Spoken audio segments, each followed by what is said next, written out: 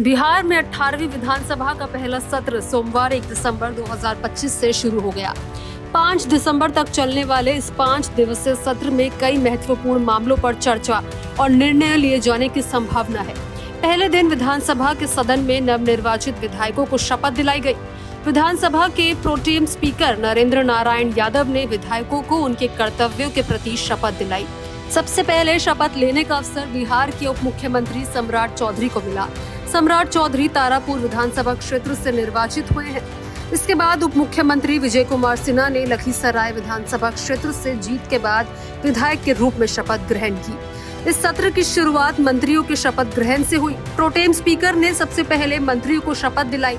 इससे पहले राज्यपाल आरिफ मोहम्मद खान ने राजभवन में एक समारोह में नरेंद्र नारायण यादव को प्रोटेम स्पीकर के पद पर शपथ दिलाई थी। 18वीं विधानसभा में सदन के अंदर की स्थिति में पिछली बार की तुलना में महत्वपूर्ण बदलाव दिखाई दे रहे हैं। इस बार विधानसभा में कोई भी निर्दलीय विधायक नहीं है, जबकि पिछली बार निर्दलीय विधायक भी जीत कर आए थे। विपक्ष की संख्या भी इस बार कम हो गई है। मुख्य विपक्षी पार्टी राजद के पास 25 सीटें हैं, जबकि कांग्रेस केवल 6 सीटों पर विजय रही है।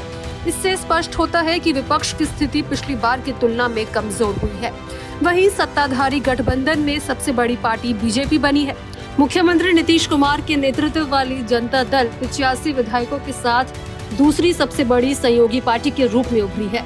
आगामी सत्र में सत्ताधारी गठबंधन की नीतियों और योजनाओं को प्रभावी ढंग से लागू करने की कोशिश की जाएगी। राज्यपाल आरिफ मोहम्मद खान 3 दिसंबर को विधानसभा एनेक्सी के सेंट्रल हॉल में दोनों सदनों विधानसभा और विधान परिषद को संबोधित करेंगे। ये संबोधन नई बनी एनडीए सरकार के आने वाले कार्यकाल के एजेंडा और प्राथमिकताओं की रूपरेखा पेश करने के लिहाज से बेहद महत्वपूर्ण माना जा रहा है। अनुमान है कि राज्यपाल अपने संबोधन में सरकार की प्रमुख नीतियों, विकास योजनाओं और सामाजिक कल्याण से जुड़े मुद्दों को प्रमुखता देंगे।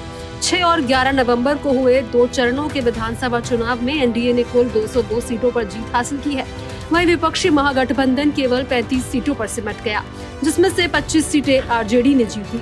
इस परिणाम से स्पष्ट है कि सत्ताधारी गठबंधन के हाथ मजबूत बहुमत है और उन्हें विधायी कार्यों में आसानी होगी। इस बार विधानसभा में विपक्ष की कमजोर स्थिति और निर्दलीय विधायकों की गैर मौजूदगी का मतलब है कि सदन में बहुमत के आधार पर नीतिगत निर्णय आसानी से लिए जा सकते हैं।